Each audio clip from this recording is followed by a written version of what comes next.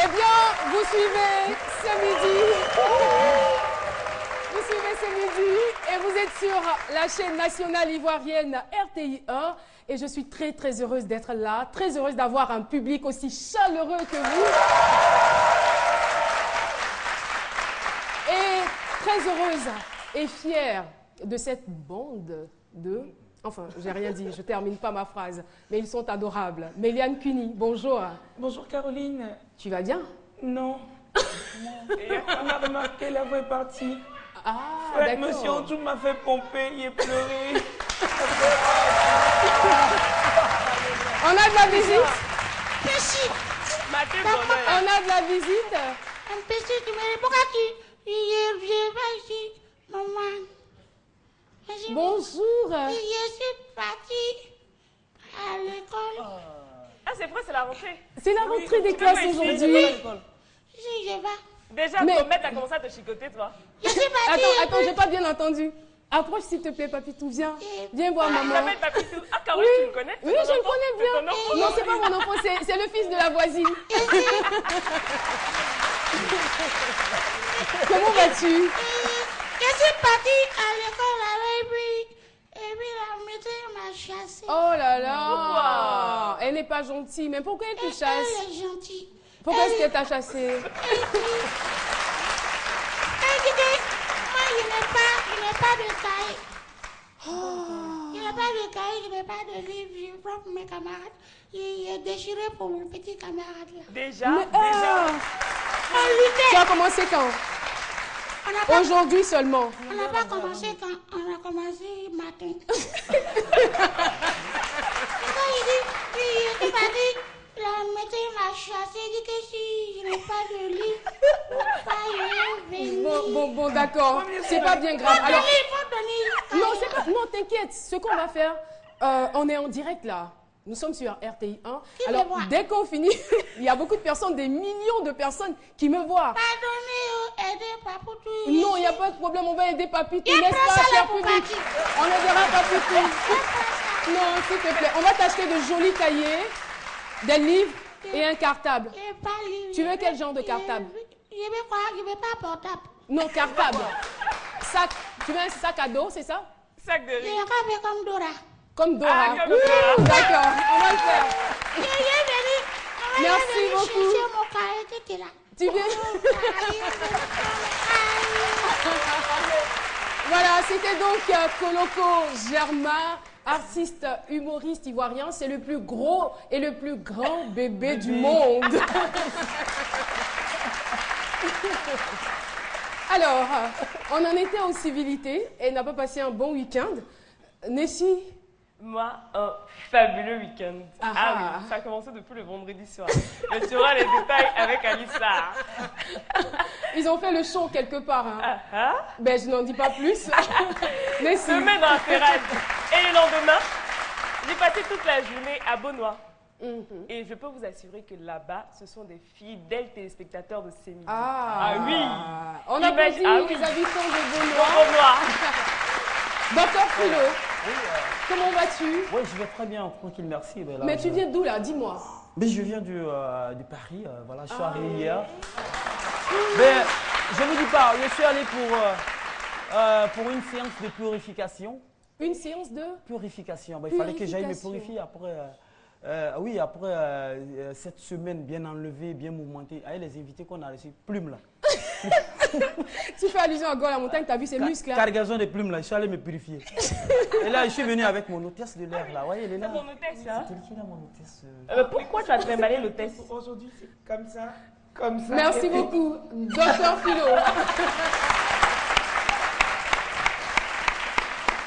Alors, nous avons décidé d'aborder aujourd'hui un thème très épineux.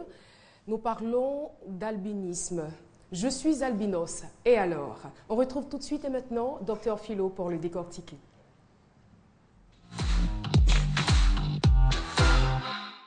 Docteur Philo, je suis albinos. Et alors? Tu as dit quoi tout à l'heure, un thème très épineux. Il y a des épines là. Oui, il y a- Donc, bien. et effectivement, il y a des épines dans ce Eh bien, thème. effectivement, albinos, on vient du mandingue alibi. Du quoi? Du mandingue. Du mandingue. Bon, on est fatigué de dire latin, on n'a qu'à dire mandingue. Mandingue. Voilà. Non, Même quand on dit... même quand on dit du grec, tel mot vient du grec. Grec, là, normalement, c'est guéri. Oh, ouais, du grec, du guéri. Désormais, il faut faire l'apologie de nos langues aussi. Et donc, albinos vient du mandingue alibi. D'accord, on attend de voir ce que ça va donner. Oui, mais Mandingue, en mandingue, quand on dit il est bien alibi, toi, tu es là depuis là. Alibi. Et donc, Avant de poursuivre, j'ai envie de te poser une question Oui. très pertinente. allez-y. Docteur Philo, Oui. comment fais-tu pour être si intelligemment idiot? Mais je vais répondre. Non, je vais répondre. Attention. Je dirais tout simplement que je fais l'effort sur moi de ne pas être idiot en ayant pardon. Qu'est-ce que j'ai dit là? Ça fait 75 vraisemblablement. Voilà. Ça va. Ok, et donc... Alibi. Oui, alibi qui veut dire depuis. Là. Il est bien alibi, tu es là depuis là. Et du nos, qui est un peu comme en espagnol on dit nosotros, nous. Et donc alibi, et donc depuis, on est comme ça. Et donc l'albinisme fait partie de nos origines. Tout le monde est né albinos. Quand vous allez à la maternité, là, tous les bébés ne sont pas albinos. Merci beaucoup. Merci, docteur Philo. Merci bien. Alors, Nessie, comment vois-tu les albinos, toi? Je les avais jamais rencontrés, sauf sur le plateau de ce midi dans l'équipe, quand on a fait le casting. Voilà, j'ai rencontré Alucine et je me suis rendu compte que ce sont des personnes vraiment formidables. Formidable. La même question a été posée à des passants. Regardons.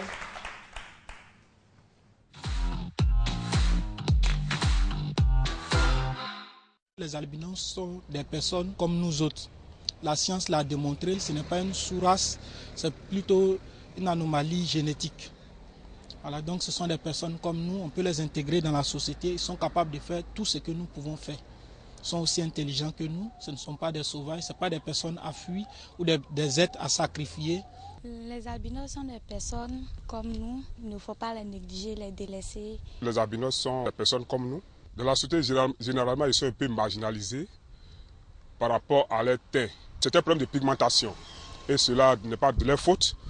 Je peux dire même que c'est un problème divin, un problème de Dieu et qu'on fasse un effort à s'habituer à eux, qu'on les accepte. On n'a pas le droit de les rejeter comme on le fait, comme certaines personnes le font en tout cas.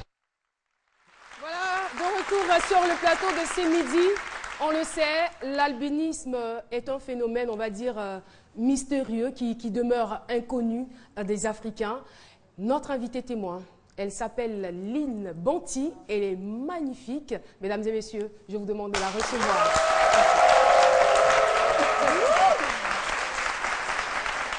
Asseyez-vous.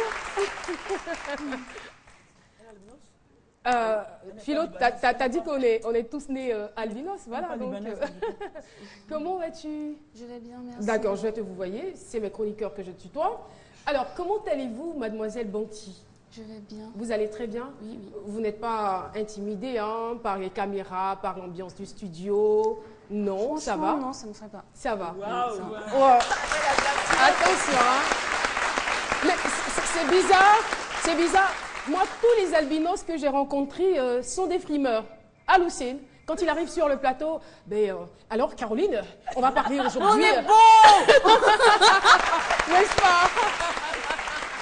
Alors, je rappelle le thème, je suis albinos. Et alors, vous, Lynn Banti, comment vous vous sentez dans votre peau? Vous pouvez le voir, vous pouvez le constater. Je me sens bien, je suis à l'aise. En tout cas, je suis belle. Je rencontre des ragots, quoi. Et votre entourage, comment est-ce qu'il se comporte avec vous? Est-ce que vous avez été, on va dire, victime d'injustice? On a entendu tout à l'heure dans le micro-trottoir quelqu'un dire que les albinos sont souvent marginalisés. C'est vrai? Oui, quelquefois, mais on dit ta priorité n'est pas forcément la priorité des autres. Donc, si tu te laisses marcher dessus, ils vont continuer. Mais à toi de montrer aux gens que tu es comme tout le monde, tu t'en fous. La preuve, on peut constater, mes photos, je me sens à l'aise, je me sens belle. Ah, ça, c'est vous? Oui, quand vous petite, étiez, j'avais 3 ans. Voilà. Mais au niveau de l'environnement familial, justement, parlons de votre enfance. Comment ça s'est passé? Vous avez grandi avec papa et maman? J'ai grandi avec ma grand-mère et mes Pourquoi? tantes. Parce que maman, elle vit en Italie et papa, bon, il est chez lui. D'accord. Donc, on va dire les parents n'étaient pas ensemble. Hein. Voilà. Vous n'étiez pas la cause de leur séparation? Non. D'accord. Mais est-ce que vous vous êtes toujours senti aimé de votre maman enfin, je dirais pas malheureusement, qui n'a pas eu l'occasion de vous élever? Moi, mes parents m'ont toujours dit un truc. Tu sais, ici, là, les gens vont te critiquer, mais sache qu'à la maison, tu resteras toujours une 5 étoiles pour nous. Waouh. Ils ont mis toutes les économies, tous les efforts pour me rendre aussi jolie. Voilà. Chaque fois, une bouteille de lait. Ah, justement, il y a un traitement spécial. Oui. Donc, c'est quoi? Dites-nous, pour ceux qui ne le savent pas. On utilise les bouteilles de lait, les laits de vache, les laits brudels. Voilà. On utilise ensuite avec du kaolé, qu'on appelle couramment le lopo. On met là-dessus avant de se laver, tout autour. On a des pommades pharmaceutiques, on ne sort pas assez. Voilà. Mais vous ne sortez pas beaucoup? Je veux dire, le soleil ça dépend. est notre pire ennemi. Ah, d'accord. Voilà. Le soleil et la mer. En tout cas, tout ce qui est corps composé. D'accord. Voilà. Docteur Philo souhaiterait vous poser une question. Parlant de sorties, parce que déjà on sait que dans certains pays, les albinos se sont pourchassés, poursuivis, mais jamais pour rattraper. Mais est-ce que vous...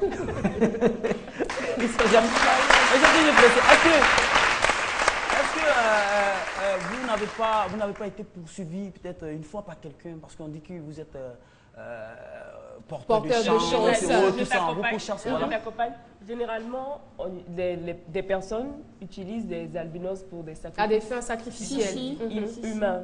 Vous avez jamais poursuivi la nuit tard? Je vais dire un truc, peut-être ça va faire bizarre, mais j'ai eu une petite amie qui utilisait mes cheveux pour faire des sacrifices. Et bien là, je n'ai pas su. Et un soir, il se pointe chez moi, puisque moi, je lui ai dit que c'était terminé, parce que bon, voilà. Il se pointe chez moi à la maison, tu sais, Lynn, j'ai besoin de tes cheveux. J'ai dit, mes cheveux. Mes cheveux, pourquoi faire? Il dit, parce que tes cheveux portent chance. À chaque fois que je le mets dans le portefeuille, j'ai de l'argent. C'est pas croyable. Là, ça m'a fait bizarre. Et là, j'ai commencé à prendre cette histoire au sérieux. Et vous êtes toujours ensemble? Non. Jamais. Mais c'était peut-être de la superstition. Bon. Il y a plusieurs personnes qui s'approchent de nous. Attends, si vos cheveux vous portent chance, vous qui les portez, vous êtes certainement milliardaire. Ah, ce que je lui ai dit. Je lui ai dit, parce que là, mon père, peut-être qu'il était déjà, il allait rejoindre Bill Gates. Ma mère, on n'en parle pas. Ma grand-mère, plus c'est elle qui m'a élevée, là, c'est grave. Mais en fait, parce que même mes parents y ont cru aussi. Parce que quand je partais me coiffer, je me rappelle quand j'étais petite, on ramassait mes cheveux. D'accord. On ne laissait pas mes cheveux chez le coiffeur, on rentrait tout le temps avec ça à la maison. Ah, l'Afrique. Ça, c'était par prudence. Oui, même souvent à la maison, on me dit non, il faut rentrer. À cette heure-là, il ne faut pas rester idiot. Tu sais, les génies en Afrique, il faut rentrer. Bon, maintenant, je me dis, non, il faut me laisser, je vais vivre. On ne vit qu'une fois. Ça. Et vous êtes étudiante? Oui. Vous étudiez quoi? En ressources humaines. D'accord. Alors, Caroline, oui, Nessie? Tout le monde n'a pas la chance de Lynn. Parce qu'elle a eu la chance d'avoir des parents qui étaient informés quand même sur l'albinisme, qui prenaient même soin d'elle avec les laits et tout. Mais tout le monde n'a pas les moyens de s'occuper de la sorte d'un enfant albinos. Donc, quel conseil donnerais à ces parents qui ont des enfants albinos, mais qui n'ont pas les moyens d'en prendre soin? D'abord, je voudrais dire que faire un enfant albinos, vraiment, c'est coûteux. Moi, je reconnais, c'est coûteux. Et je tire d'abord le chapeau à mes parents. Je leur dis encore merci. Pour tout l'amour. Hein? Oui. Ça vous a beaucoup aidé à vous accepter et surtout à évoluer. Vous dites faire un enfant albinos, c'est coûteux. C'est coûteux. Non, faire, entretenir. Sinon, faire, c'est justement. Faire des enfants. Autrement dit, un enfant albinos, c'est coûteux. Donc, quand on n'a pas assez de moyens, franchement, il faut le mettre à l'abri du soleil. Mais en même temps, il faut le faire sortir peut-être à 16 heures.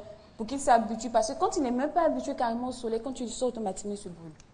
Moi, dans les débuts, c'était comme ça. J'étais plus en manche longue tout le temps. Tout. Mais maintenant, ça va. Donc, tu utilises des kaolés pour mettre l'enfant, tout. Quand tu finis de jouer, il rentre à la maison, tu utilises de l'argile il dit un peu, en fait, la justice a essayé de raffermir les portes. En tout cas, je crois, je peux l'affirmer, vos parents se sont très très bien occupés de vous. Vous avez un petit ami?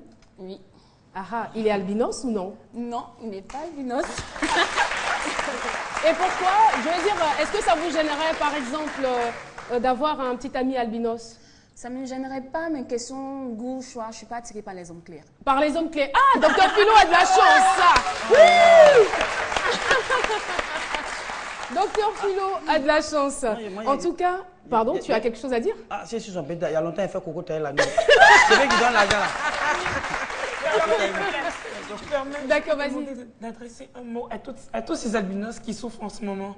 Parce qu'ils se sentent marginalisés, ils n'osent même pas s'affirmer. Je suis fière de toi parce que tu exprimes réellement ce que tu es. Tu n'as pas voix, tu veux parler.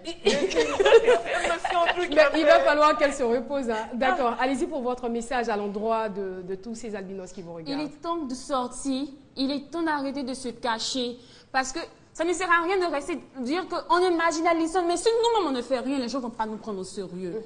Donc, sors, affirme-toi, ose t'affirmer pour que les gens tu puisses plaire aux gens. Mais si tu restes sous ton voile en train de dire non, j'ai peur, j'ai tout et tout, et les gens aussi vont continuer dans cette superstition. Dis aux gens, ose dire aux gens, je suis comme toi, on est pareil. C'est la peau sur moi qui nous différencie. Merci. Merci beaucoup. Merci. Et c'est là qu'on va terminer. Merci beaucoup. Banti, Lynn, merci d'avoir répondu à cette invitation. On la raccompagne. Voilà, c'est midi, c'est tout ceci, c'est tout cela. Alors, l'eau, on le dit très souvent, l'eau est source de vie. C'est un secret de Polichinelle, tout le monde le sait. Mais quant aux bienfaits de la pratique régulière de la cure d'eau, je ne sais pas si on en sait beaucoup. Ben, je vous laisse en compagnie d'une spécialiste. Elle s'est très bien informée là-dessus, spécialiste. Hein. Nessie, on la retrouve pour sa chronique.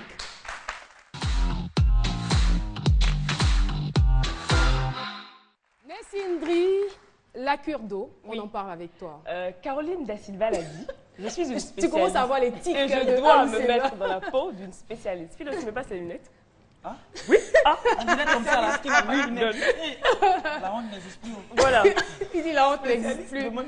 Mais voilà. Tout d'abord. Et ça te va à merveille, hein? Ça te va à ravir. N'est-ce pas? Philo, bonne année. D'accord. On y va? Donc, tout d'abord, il faut savoir que l'eau est le premier constituant de l'organisme. C'est lui qui permet de drainer tout ce qui est toxine hors du corps à travers nos pores et par voie urinaire. C'est-à-dire quand on fait pipi, quoi. Voilà. Donc, pardon? C'est lui. Quoi?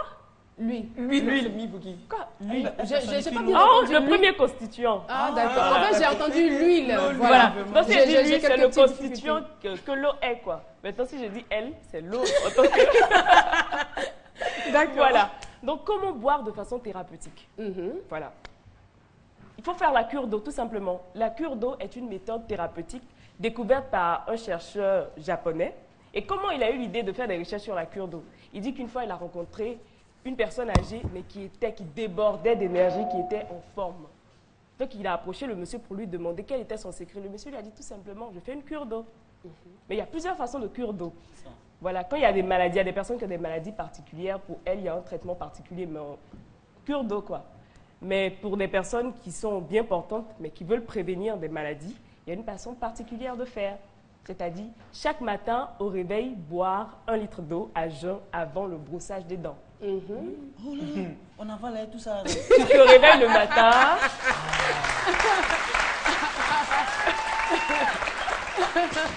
D'accord. Tu te réveilles le matin, tu ne brosses pas les dents. Tu prends 1 litre d'eau. 1 litre d'eau. Au réveil. Au réveil. Mais attends, il y a quel problème ou il y a quel mal à se brosser les dents d'abord? C'est la cure d'eau, voilà. C'est la cure d'eau. C'est comme ça qu'ils ont expérimenté la chose, c'est comme ça que ça marche. D'accord. Voilà. Donc, le 1 litre d'eau correspond à 4 de ces verres-là. Les verres ordinaires. Je suis arrivée, les verres ordinaires. Oui, enfin. Mais je crois aussi qu'on le fait en fonction du poids. Oui, on le fait en fonction du poids. Parce que Dr Philo ne va pas consommer la même quantité que Méliane. 10 kilos. Non, c'est juste un exemple. Pour 10 kilos, c'est un demi-verre d'eau.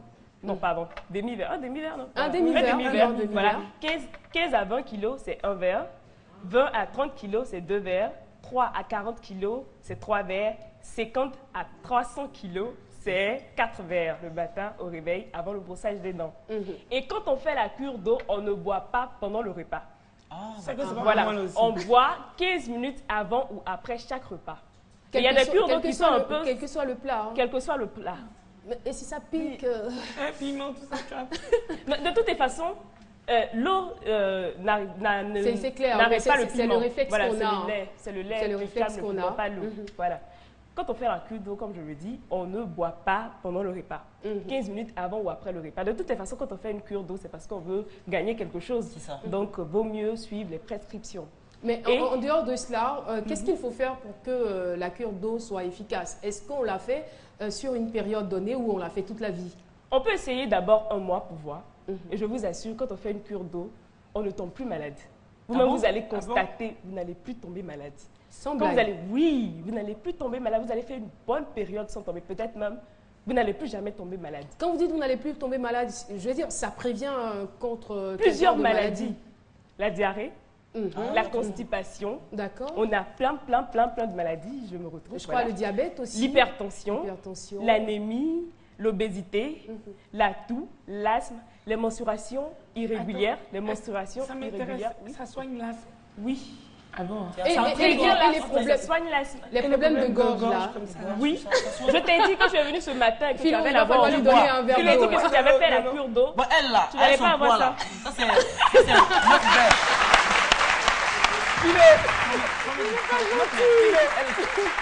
Et la cure d'eau soigne la leucorrhée. Donc c'est très bien pour les femmes, la leucorrhée. C'est quoi ça? Les pertes blanches. Ah, d'accord. Voilà, les pertes blanches. Donc les femmes qui n'ont pas une bonne hygiène intime, qu'elles consomment beaucoup d'eau, voilà, pour que ça puisse évacuer, quoi. Voilà. Donc la cure d'eau soigne plusieurs maladies. Mais attention, attention. La pratique de la cure d'eau n'exclut pas la consultation régulière chez le médecin. Donc, en plus des médecins, et si vous êtes malade, que vous ne vous sentez pas bien, vous allez voir un médecin qui vous donne un traitement. En plus du traitement qu'il va vous donner, vous pouvez faire tranquillement votre cure d'eau. Il n'y a pas d'effet secondaire et c'est pour toute la vie. Voilà. Merci beaucoup. Merci beaucoup, Nessie. Alors, il va falloir faire comme Nessie, il va falloir faire comme moi. Moi, je consomme régulièrement de l'eau. Je prends 2 bouteilles, même quand je suis sur ce plateau. Avant l'émission. Avant de vous brosser. Bien sûr, je pratique la cure. Une astuce. Voilà, si l'eau n'est pas très propre, vous la mettez dans une bouteille et vous laissez que les résidus descendent. Et le lendemain, vous buvez votre eau. Si l'eau n'est pas... Mais pourquoi boire une eau qui n'est pas propre? C'est ce que vous avez. Non, mais tu vois, il y a des personnes, vous savez, nous sommes en Afrique. Même si avec l'émergence, on aura l'eau potable partout. Mais on nous enseignait qu'on peut mettre une petite quantité de javel dans l'eau. Ou la faire bouillir. Voilà, la faire bouillir, c'est encore... Même Naftarine, c'est encore conseillé. Non, docteur Kilo, attention. Merci. Après Nessie, c'est donc la fin de la chronique de Nessie. On part pour l'autopromo. On se retrouve juste après.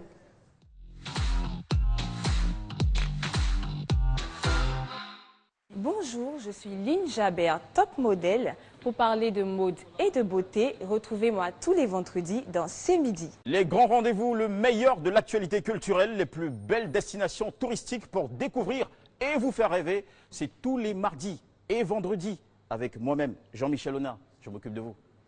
Bonjour, c'est Zénab Elissar Khalil. Retrouvez-moi les mardis pour l'affairage, les mercredis pour la décoration. Alors ne ratez pas les rendez-vous. Bisous. Bonjour à tous, je suis Hussein Sidibé. Retrouvez-moi tous les mercredis avec la rubrique Invention et nouveautés sur C'est Midi. Voilà, de retour sur le plateau de C'est Midi. Vous le savez, à chaque numéro de cette émission, nous avons des surprises. Et celui que nous avons le plaisir d'accueillir maintenant est artiste, comédien burkinabé. Il va venir, il joue le rôle, on va dire, d'un agent de police dans la série intitulée Le Commissariat de Tampi. Tout le monde l'a regardé, il a effectué le déplacement. Il est à Abidjan. Je vous propose d'accueillir Oyou. Et malheureusement, c'est tout lui. C'est tout lui.